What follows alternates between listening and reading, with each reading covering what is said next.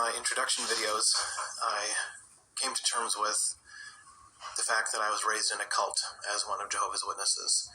And I made mention of Stephen Hessen's BITE model, the acronym for Behavior Control, Information Control, Thought Control, and Emotional Control, as a way to determine if the organization you are in is in fact using undue influence or mind control. I want to begin breaking that down. It'll be a 4-part video series. If I can manage to keep my time under 15 minutes, that is. I'd like to keep it to 4 videos. And in this first one, we're going to discuss behavior control. The list that I'm working from is kind of a mashup between the book Freedom of Mind and the website Freedom of Mind. And I'll put the list that I'm working from, which I think is a little more comprehensive because it's got bits from both. I'll put that list in the description of this video if you want to follow along. So point number 1 is regulate individuals' physical reality. As we go over the next several points, you'll see why it can be said that Jehovah's Witnesses regulate individuals' physical reality. So point number 2, dictate where, how, and with whom the member lives and associates or isolates. Association is carefully regulated. Members are constantly reminded of 1 Corinthians chapter 15, verse 33, a verse that says, bad associations spoil useful habits. Many Jehovah's Witness children memorize this verse early in life. It might even be the first verse they memorize. And basically, anyone who is not an exemplary Jehovah's Witness is considered bad association. For kids, this includes schoolmates. A Jehovah's Witness would not encourage or allow their child to stay overnight at a schoolmate's house, for example, or invite them over to stay at their house. They're associates, they are acquaintances, but they are not friends. The same is true of workmates. A Jehovah's Witness would not be going out for a drink with a workmate after work, that sort of thing. Even non-witness relatives are considered bad association. To Jehovah's Witnesses' credit, they will associate with non-witness family, but it's always with the hope of recruiting them.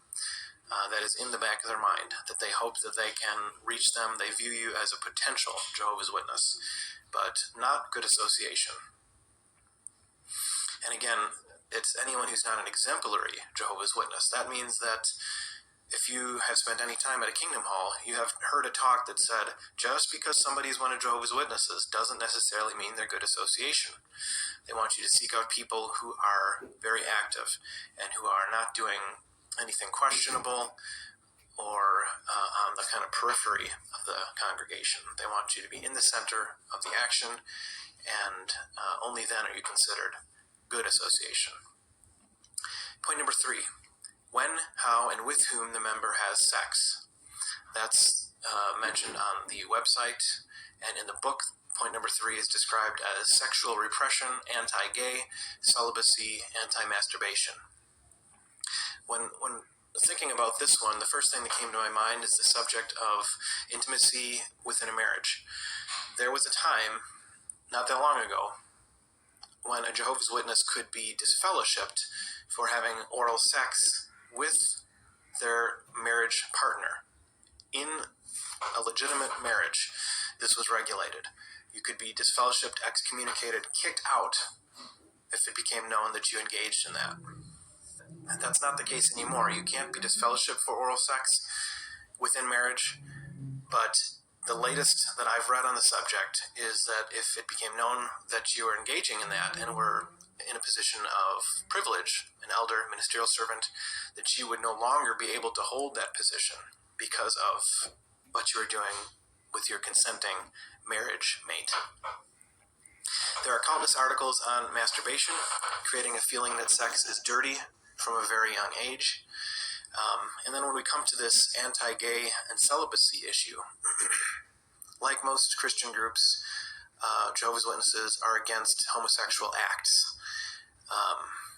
They do not promote celibacy per se, but they do require celibacy of homosexuals.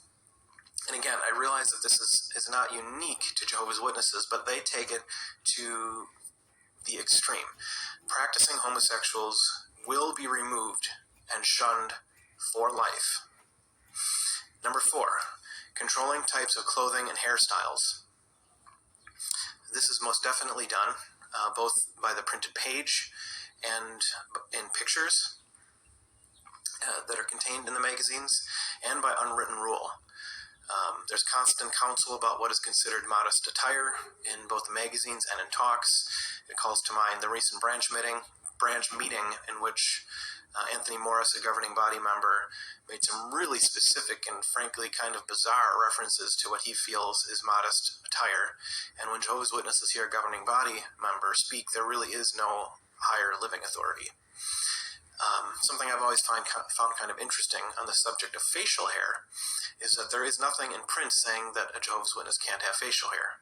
But it's understood that if you are a man with facial hair, you will not be used for any kind of privileges in the congregation. And the way they communicate this is through unwritten rule. Like I said, it's just something everybody knows, and through pictures. For example, a Bible student montage in the magazines. You'll have, at the beginning, you'll have somebody who's first reached at the door. They're being recruited at the door. Then you see a picture of them in their Bible study as a Bible student. Then you see their dedication and baptism. And progressing throughout that, you'll see the facial hair change less and less. And finally, at the point of their baptism, even the sideburns are gone. So this is sending a clear message without putting it directly in print. I'm going to kind of breeze over the next three. Regulate diet, food and drink, hunger and or fasting. I'm going to say no.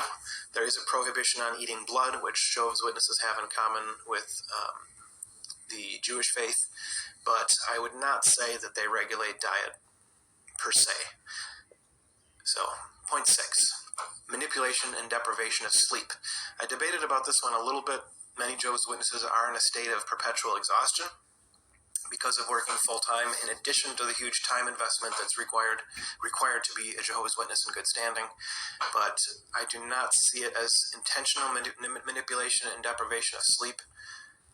I could be wrong, but I'm going to say no on number 6. Number 7, financial exploitation, manipulation, and dependence. I'm going to say no on this one as well. Donations are encouraged and expected. But I'm not quite ready to say that number 7 fits. However, I do think that could change. And I'm keeping an eye on this point in particular. I'm keeping an eye on the organization for this point. One of the recent changes was that they put a cap of $5,000 on local congregations' checking accounts. So if a congregation, when they made that change, if a congregation had more than $5,000 allocated for congregation use, anything beyond that $5,000 was sent to the organization, to headquarters. There's no way of knowing how big of a lump sum they got, but it was interesting to note, and that will continue to be the case. Any congregations that have more than 5,000, that automatically gets sent to the organization. But for now, number 7, I will say, does not apply. Number 8, restrict leisure, entertainment, and vacation time. Yes. First of all, the nature of entertainment that is acceptable is carefully regulated across many categories. They try not to name specific titles, but they definitely do pick on certain genres. And in some cases, this amounts to squashing a child's imagination. I think about the Caleb and Sophia videos, particularly the first one, the Listen, Obey, and Be Blessed video, the first one, where Caleb is so excited about his Sparlock toy that he got from a school friend, the Warrior Wizard, and his mom tells him that this is a toy that makes Jehovah feel sad, and Satan loves magic, and therefore he should throw the toy away. Regarding time, Jehovah's Witnesses have constant reminders about seeking the kingdom first. This is taken from Matthew chapter 6, verse 33. And this is most definitely associated with restricting leisure, entertainment, and vacation time. And it calls to mind again this talk that Anthony Morris gave at the branch visit, making the point that if you're a spiritual family, you need to be taking your kids to visit the printing facilities before you'd even consider taking them to a theme park. This idea of seeking first the kingdom, taken from Matthew 6:33, is defined as spending large quantities of time in recruiting new members. Which brings us to number 9, because recruiting is a form of self-indoctrination. Number 9 is major time spent with group indoctrination and rituals and or self-indoctrination, including the internet. Jehovah's Witnesses have 5 meetings a week that are split up into 2 days. In my case, it was Thursday, 3 meetings, Sunday, 2 meetings. Each event was about 2 hours. Then you're expected to have meeting preparation, so you're going over all the material that will be discussed at those meetings in advance so that you can share in audience participation. And then there's personal study, which ideally should be different than the material considered for meeting preparation. And there's also family worship, perhaps on Tuesday or Wednesday with the whole family, going over Watchtower material. And even Bible reading ultimately amounts to self-indoctrination. Personal Bible reading is very much encouraged. But the thing about a Jehovah's Witness reading the Bible is that whenever they come across something that seems to be in conflict with what they've been taught by the Watchtower, rather than start critically thinking about it and looking at some opposing viewpoints and making a decision based on a lot of different information, what they will do is they'll go to the Watchtower Library, and the Watchtower Library has an entry for every verse you can imagine, and you read their explanation of why it's not a contradiction, you accept it, and you move on. This is self-indoctrination. We also have jw.org, strongly encouraged to use the internet for both self-indoctrination and family indoctrination. And like I said, the ministry work, the recruiting work, is probably the most powerful or potent form of self-indoctrination. Jehovah's Witnesses frequently quote this saying that the best way to learn something is to teach others. It's absolutely true. So when you go to the door and can convince somebody that what you believe is truth, you're convincing yourself. When you go to the door and somebody says, "Our Jehovah's Witness is a cult," and you respond with all the reasons you think they're not a cult, you convince yourself it's true. Number 10, require permission for major decisions. Now here's where I'm going to include the blood doctrine. Before I mention the blood prohibition on blood transfusions, I want to mention vaccinations and organ transplants. For a time, vaccinations were prohibited and people died for no reason. Now they're acceptable. Organ transplants, they were acceptable for a time, and for decades they weren't acceptable. Countless people died. Now they're acceptable again. So that's a flip-flop. Were the individuals who refused organ transplants really making a personal decision about medical care, or was an organization making a choice for them? First that it was okay, then not okay, then okay. Same is true of the blood doctrine of not accepting blood transfusions. Yes, every patient has the right of self-determination to refuse or accept any form of medical treatment. But is it because they truly believe it displeases God, or is it because they are under undue influence from an organization that has convinced them that it displeases God? The will to live is powerful.